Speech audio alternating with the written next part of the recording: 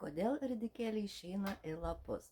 Taip, turime pasėtus ir jau išdygusius ridikėlius. Ir labai dažna problema būna, kai tie ridikėliai užaugina mums tik tai lapus ir nėra jokios ropelės. Tai aš radau 5 priežastis, kodėl jie išeina į lapus.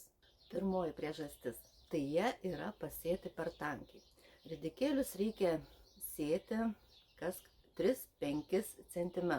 Arba jeigu jau pasėjote į eilutę, tai juos būtina retinti, nes tada susėti krūvoje augalai konkuruoja vienas su kitu ir tada neturit atitinkamai erdvės ir eina į lapus. Antra priežastis. Kai dirvoje per daug azoto, tada augalai irgi eina į lapus. Reiktų naudoti, jeigu tręšiate, tręšti subalansuotomis trąšomis, tai reikalinga daugiau kalio arba fosforo. Trečia priežastis – tai yra per aukšta temperatūra.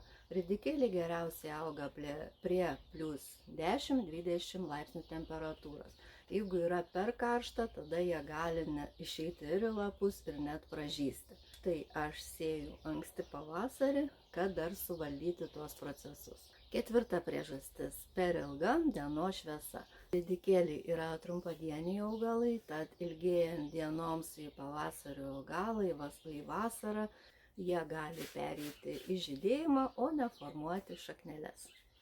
Tad geriausia sėti ridikėlius anksti pavasarį arba vasaros gale. Ir 5 priežastis – tai netinkama dirva. Jeigu dirva yra molinga, per sunki, tai ir tuo atveju ridikėliai gali išeiti į lapukėliai. Mėgsta purę, lengvą ir pralaidžią vandeniui dirvą. Tai jeigu jums nesigauna kažkas, kai auginate išeina į lapus, tai atkreipkite į tuos dalykus dėmesį ir pabandykite daryti kitaip. Ir manau, viskas jums pavyks.